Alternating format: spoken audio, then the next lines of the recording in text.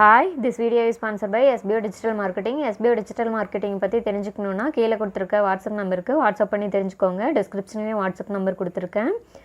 SPO digital மார்க்கெட்டிங்கை பற்றி தெரிஞ்சுக்கணுன்னா அடுத்த வர வீடியோ கிளிப்பை ஸ்கிப் பண்ணாமல் பாருங்கள். வீட்டில் இருக்கிற ஹவுஸ் ஒய்ஃபுக்கெலாம் இது ஒரு ஒர்க் ஃப்ரம் ஹோம் ஏர்னிங் ஆப்பர்ச்சுனிட்டியாக இருக்கும். அதுக்கு நீங்கள் ஃபேஸ்புக், இன்ஸ்டாகிராம் இந்த மாதிரி சோசியல் மீடியா அக்கௌண்ட் வச்சுருந்தீங்கன்னாவே போதும்.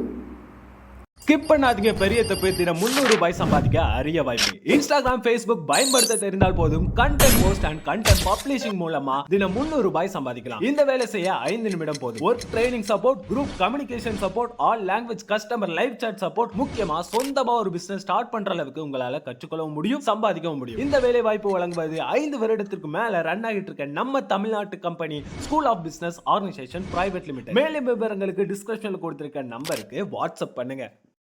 இன்றைக்கி என்ன ரெசிபி பார்க்க போகிறோன்னா தேங்காய் சட்னி தான். எப்படி பண்ணுறதுன்னு பார்க்கலாம் வாங்க. வீட்டில் பசியோடு வர்றவங்களுக்கு இது குயிக்காக செஞ்சு கொடுக்குற ஒரு சட்னி ரெசிபி தான்.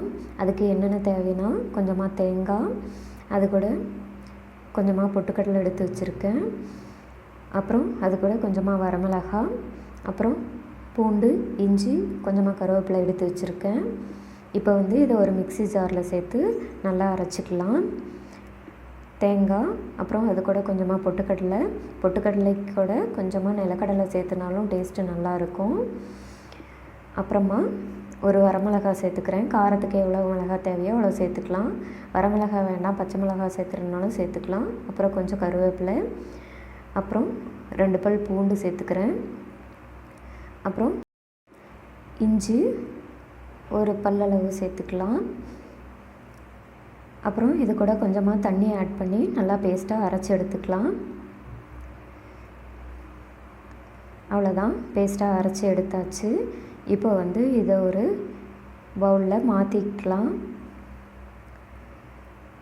அப்புறம் இதுக்கு தேவையான ஒரு தாளிப்பு கொடுத்துக்கலாம். அதுக்கு ஒரு பேனில் கொஞ்சமாக நல்லெண்ணெய் இல்லைன்னா தேங்காய் சேர்த்துக்கலாம். அப்புறம் கொஞ்சமாக கடுகு சேர்த்துக்கலாம். அப்புறம் கொஞ்சமாக சீரகம் சேர்த்துக்கலாம். கடுகும் சீரகமும் பொரிஞ்சதுக்கப்புறமா கொஞ்சமாக கருவேப்பிலை சேர்த்துக்கலாம். அப்புறமா கொஞ்சமாக கடலைப்பருப்பு, கொஞ்சம் உளுத்தம் பருப்பு சேர்த்துக்கலாம். அதுக்கப்புறமா கொஞ்சம் வரமிளகாய் சேர்த்துக்கலாம். இதை நல்லா மிக்ஸ் பண்ணி விட்டுட்டு நம்ம சட்னி கூட இதை சேர்த்துக்கலாம்.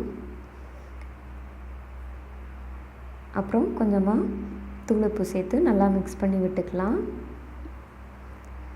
அவ்வளோதான், நம்மளோட சூப்பரான சுவையான தேங்காய் சட்னி ரெடி ஆகிடுச்சு. இதை மொறுமொருட தோசையோடு வச்சு சர்வ் பண்ணும்போது வயிறு நிறைய சாப்பிட்லாம்.